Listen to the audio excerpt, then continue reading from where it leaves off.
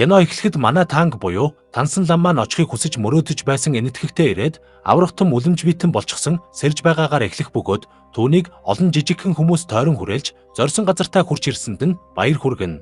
Тэгтэл удалгүй тангийн ах лам нь түүн дээр хурж ирээд тангийг зорилгоо биелүүлсэнд нь баяр хүргэж гэрэлт цагиргаар шагнах ба танк чихэд баярлан гэрэлт цагиргийг толгойнхоо ард зүйтэл гэнэт өнөөх нь алдаа зааж энд тэндгүй дэлбэрч эхэлдэг. Ингээд танкч цочин сэрэх бөгөөд үнэн хэрэгтээ саяын болсон бүхэн түүний зүүдэлсэн зүуд байж таардаг. Бодит байдал дээр танк явуулын цэрэгт ажиллаж өөрийн 2 шав усны чөтгөр болон гахаан чөтгөрийг хүмүүст үзүүр болгон үзүүлж мөнгөлөх санаатай байв. Гэхдээ нөгөө хоёр нь тэднийг үзэхээр ирсэн эмэгтэйчүүд хүүхдүүдийг айлгаж ичээснээр үзэгчид ч мөнгө төлөхийн оронд ууралж бухимдаж эхэлдэг. Танк тэднийг тайвшруулахыг хичээн эцсийн аргаа хэрэглэж модон дээр байсан сүн үүхүүнийг танилцуулсан боловч өнөөх нь хүмүүсийг гайхшруулахын оронд зүгээр л газарт хөвтөд өгсөнд тэнд цугласан хүмүүс ч уурлан танк руу дайрч давшлана. Энэ үеэр танк сүн үүхүүнд уурлан муу сармагчин гэж дуудснаар сүн үүхүүний уур хилэн хөдөлж явуулын цэркийг сүйтгэж хайдаг. Дараа нь үйл явдал нэгэн үзэсгэлэнтэй эмэгтэй рүү шилжихэд эмэгтэй ээжин чөтгөрт эзэмдүүлсэн талаар чөтгөрийн ангууч нарт хэлэхэд чөтгөрийн ангуучид өөрсдийн шидэт зэвсгээ ашиглан бүсгүй ээж болох эмэгнийг үнэн дүртөрхөө илчлэхийг шаарддаг. Гэтэл юу ч болдоггүй бөгөөд 3 чөтгөрийн ангуучч үнэндээ эмгэн чөтгөр биш харин охин гээд байсан өнөөх үзэсгэлэнтэй эмэгтэй чөтгөр болохыг ойлгоно. Эмэгтэйч тэр дороо хачирхалтай байдлаар хувирч яг л аалт шиг үе мөчөө хөдөлгөн 3 чөтгөрийн ангуучийг аалцны тор шиг зүйлээр барьживдаг. Харин энэ үеэр танк уур хилэндээ явуулын цэркийг юучгүй сүйтгэж хайсан сүн үүхүүнийг ташуураар ороолгон шийтгэж уураа захирч чадахгүй дандаа бүхнийг сүйтгэдэг гэж их л ууртайгаар загнана. Ингээд өглөө нь болоход танк уух ус олохоор өчигдрийн өнөөх үзэсгэлэнт бүсгүйгийн байшинг олж очих ба түүнийг байшинд ороход маш олон гоо үзэсгэлэнтэй бүсгүйчүүд угтаж авдаг.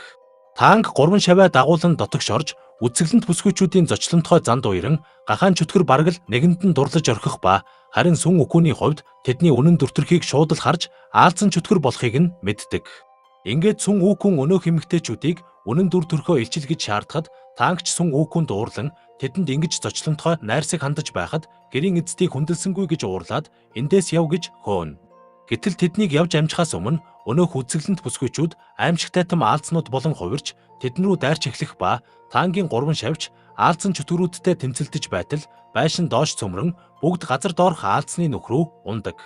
Энэ үед сүн үүхүүн өөрийн хүчээ ашиглан аврах том аалзан чөтгөрийг урт хилнээс нь татан алж хаях бөгөөд танк дахиад л сүн үүхүүнд бүхнийг нударгаар шийдлээ өөр сонголт байж болох байсан гэж уурлан загнадаг. Оройн танк буддаад залбирч 3 шаваа захирахад хэцүү байгаа талаар гомдлон өөрт нь буддагийн алга мэхээ зааж өгөхийг гуйх ба түүний ийм залбирч байгааг гахаан чөтгөр олоод сонсчихдог. Тэр ч олж мэдсэн зүйлээ сүн үүхүүнд ховлоход энэ бүх хугацаанд тангийг буддагийн алга мэхийг мэддэг гэж бодоод яаж ч чадахгүй төвчж ирсэн үүхүүн тангийг алхаар шийдэн түүн рүү дайрна. Ингээд танк сүн үүхүүнээс зүгтааж нэгэн том модон дээр гацах ба сүн үүхүүнч тангийг яг алах гэж байтал гэнэт тэнгэрээс буддагийн гэрэл цацрахад шийтгэгдэхээс айсан сүн үүхүүнч бодлоо өөрчлөн тангийг алхаа больдог. Харин энэ үеэр аалзан чөтгөрийн хоронд хордсон усны чөтгөр жинхэнэ мангасын дүр төрхтэй хувирах бөгөөд тэд түүнийг энэ чигээр нь авч явахаас өөр аргагүй болдог. Ингээд танк 3 шаваа дагуулan нэгэн шинэ улсад ирэхэд тухайн улсын элчин сайд нь тэднийг угтан авч мэндэлэхэд хотын ард иргэд ч тэдний хачирхалтай дүр төрхийг ихэд сониучрхан харцгаана. Дараа нь тэд Тэндхийн хаантай нь уулзахад хаан нь гэж хүүхэд шиг тоглоом наадамд дуртай нэгэн байх бөгөөд зочдоосоо өөрийг нь зугаацуулахыг шаарддаг. Танк болон шавнар нь ямар нэг хөгжилтэй зүйл хийж чадаагүй тул хаан ч уурлан тэднийг ордноосоо хөөж гаргадаг. Танк дахиад л энэ бүхэнд сүн үүхүүнийг буруутган түүнийг шийтгэх гэж байснаа гэнэт өөрийнхөө бурууг ухааран өөрийгөө сүн үүхүүнийг үргэлж буруутгадаг байсандаа уучлалт гуйснаар тэч эвлэрэн тэврэлдэнэ. Ингээд тэд дахин хаан дээр очиж түүнээс уучлалт гуйгаад энэ удаад хааныг жинхнээсээ хөгжөөж өгөхөөр шийдцгэн буцаад ордон руу орох ба гэхдээ тэд үнэндээ энэ бол жинхэнэ хаан биш харин хуурамч хаан болохыг мэдсэн байдаг. Сүн үүхүүн хааныг зугаацуулах нэрээр түүнийг хүчтэй алгадаж эхлэх бөгөөд ингэснээр түүнийг галзууртал нь уурлуулж жинхэнэ дүр төрхийг нь илчлэх зорилготой байжээ. Удсанчгүй түүний хүсснээр болж хуурамч хаан жинхэнэ дүр төрхөндөө орон галын чөтгөр болон хувирч амнаасаа галаар түргэнэ. Сүн үүхүүнч галын чөтгөртэй тэмцэлдэн түүнийг хүчээр илүүрхэн угтал нь балбах ба галын чөтгөрийг доош унахад усны чөтгөр энэ боломжийг ашиглан мөсөөр тургийн галын чөтгөрийг хөлдөөдөг. Дараа нь тэд жинхэнэ хааныг хайж газар доорх шоронд хорьсон байхыг нь олох ба таангч хүүхэлдээ болгосон галын чөтгөрийг эмэгтэй сайдад бэлэглэнэ. Өөрийг нь эрх чөлөөтэй болгосонд баярлсан хаан таангийг шагнахаар шийдэж түүнд хань болгуулахаар асар олон охид бүсгүйчүүдийг санал болгоход таанг түүний шагналаас татгалздаг. Гэхдээ тэдгээр эмэгтэйчүүд донд нэг онцгой эмэгтэй байсан бөгөөд түүний дуулж бүжиглэх нь таангид анхны хайр дуаныг нь санагдуулна. Ингээд таанг ордноос гарсан хойноо өнөөх эмэгтэйг бодон хааны шагналаас татгалзсандаа ихэд харамсах ба маргааш нь тэр хаан дээр очоод өнөөх бүсгүйг авмаар байгаагаа хэлэхэд хаан ч хэтэрхий оройтсон гэд өгөхөөс татгалздаг. Эмэгтэй сайд таангийн гунигтай байгааг хараад хааныгаа ятгаснаар хаан ч эцэст нь таангид өнөөх бүсгүйг өгч бүсгүй тэдэнтэй хамт аянд гарна. Удалгүй өнөөх бүсгүй таанг хоёр их л дотноссон тул сүн үүкүнд энэн таалагддаггүй бөгөөд учир нь тэр бүсгүй хүн биш харин чөтгөр гэж сэжиглэнэ. Тэр таангийг дуудан бүсгүйг чөтгөр гэж бодож байгаагаа хэлээд бидэнд аюул учруулж магадгүй гэж анхааруулдаг. Сүн үүкүн ч өөрийнх нь зөв болохыг батлахын тулд өнөөх бүсгүйгээс цусных нь дээжийг авахар гарыг нь зүсгэд таанг ч уурлан сүн үүкүнийг болиулна. Сүн үүкүн тэгхэд нь бүсгүйгээс хэрвээ үнэхээр хүн юм бол өөрийнхөө тосгонд авчиж гэр бүлийнхэнтэйгээ уулзуулахыг шаарддаг.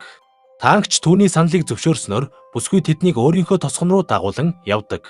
Бүсгүйн гэр бүлийнх нь тэднийг их л халуун дотноор угтан авч дайлж цайлахад бүсгүйн чөтгөр болохыг нотолж чадаагүй сүн үүкүн ихэд уурлан гэр бүлийнхэн рүү нь дайрч эхэлнэ. Таангч сүн үүкүнийг зогсоогоод миний хайртай эмэгтэйг алсан чинь хангалтгүй юу гэж хэлэхэд сүн үүкүн үүнийг сонсоод бидний багш шавийн харилцаа энд хүрээд дууслаа гэж хэлдэг. Энэ бүхний дараа таангийг ганцаараа гуниглан сууж байтал өнөөх бүсгүй түүн дээр ирээд юу болсныг асуухад таанг дуааны тухай ярина. Бүсгүйч таангийн яриаг ихэд анхааралтай сонсож гуниг зовлонг нь ойлгоход таангч бүсгүйгээс анхны хайраа олж хардаг. Тэднийг ярилцсан сууж байтал гахаан чөтгөр усны чөтгөр хоёр ирээд сүн үүкүн уурлан хэлэгнэж бүх зүйлийг сүйтгэн бүсгүйн эцэг эхийг алчсан талаар хэлээд одоо бүсгүйг алах гэж байгаа талаар дуулгана. Бүсгүйч үүнийг сонсоод яаран гэртээ очиход бүх зүйл нь үнсэн товрог болсон байх ба сүн үүкүнд түүнийг алахаар хүлээж байдаг. Таанг дахиад л өнөөх эмэгтэйг хамгаалan түүнийг зүгээр орхихыг шаардах бөгөөд сүн үүкүнч таанг руу дайрч түүн рүү толгойн цагиргаа авч шидээд дахин дайрах гэтэл бүсгүй түүнээс зуран таангийг гэмтэхгүй байхыг гуйдаг. Сүн үүкүн охиныг түлхээд саваагаараа түүнийг дүрх гэтэл таанг урдуур нь орж өөрөө гэмтэл авдаг. Тэгтэл охин өвдөг сүгдэн уйлаад бүх үннээ хүлээж өөрийгөө чөтгөр гэдгийг илчлэх ба уурандаа багтарч ядсан сүн үүкүн аврах том сармагчин болоод таангийг залгиж орхино. Ингээд тэр өндөр хадны оргил руу авирч эхлэхэд бүсгүйч араас нь дагах ба гэтэл гинэт эмэгтэй сайд галын чөтгөр хоёр гарч ирээд эмэгтэй сайд сүн үүкүн таанг хоёрыг хагаралдуулахын тулд албаар эмэгтэй чөтгөрийг тэдэнтэй хамт явуулсан гэдгээ хэлдэг. Үнэн хэрэгтээ эмэгтэй сайд сүн үүкүнээр таангийг алуулаад өөрөө түүнийг боолоо болгонд захирах хүсэлтэй байжээ. Сүн үүкүн энэ бүхнийг сонсоод таангийг шууд л амнаасаа турган гаргадаг. Ингээд таанг бүх үннийг илчилж тэд ч анхнаасаа түүний хорон төлөвлөгөөг мэдэж байсан учраас албаар төлөвлөгөөнийхэн дагуу жүжиглсэн болж таарна. Дараа нь бүгд бие биетэйгээ тэмцэлдэж эхлэх бөгөөд гахаан чөтгөр усны чөтгөр хоёр галын чөтгөртэй тулалдаж харин сүн үүкүн эмэгтэй сайдтай тулалдаж эхэлдэг. Эмэгтэй сайд ч мөн чөтгөр байсан бөгөөд тэр усан дотроос буддаагийн хөшөөнүүдийг гаргаж ирэхэд сүн үүкүн буддаа ягаад чөтгөрийн талд туслаад байгааг сайн ойлгохгүй байдаг. Эмэгтэй сайдын гаргаж ирсэн 3 буддаагийн хөшөө сүн үүкүн рүү дайрч түүнийг хүн дээр шархтуултал гэнэт усан дотроос жинхэнэ буддаагийн аврах том гар гарч ирээд сүн үүкүнийг аварч харин өнөөх хуурамч буддаагийн хөшөөнүүдийг сүйрүүлнэ. 3 хөшөө нь сүйрсний дараа эмэгтэй сайд сүн үүкүний алган дээр унах ба буддаагийн хоолой түүнийг үнэн дүр төрхөө илчлэхийг шаардахад эмэгтэй сайд шувуун чөтгөр болж хувирдаг. Ингээд буддаа түүнийг өөртөөгөө хамт авч явах бөгөөд энэ үеэр таанг тулааны үеэр өглөөч шархацсан бүсгүй дээр очино. Бүсгүй түүнийг чөлөөлж өгөхийг гуйхад таангч хүслийг нь биелүүлэх ба эмэгтэй түүнээс өөрт нь хайртай эсхийг асуухад таанг зөвхөн ганц л эмэгтэй түүний зүрх сэтгэлд байдаг гэж хариулдаг. Кино төгсгөд таанг 3 шавийнхаа хамтаар баруун этгээдийг зорин элсэн цөлөөр аяллаа үргэлжлүүлж байгаагаар кино төгсдөг.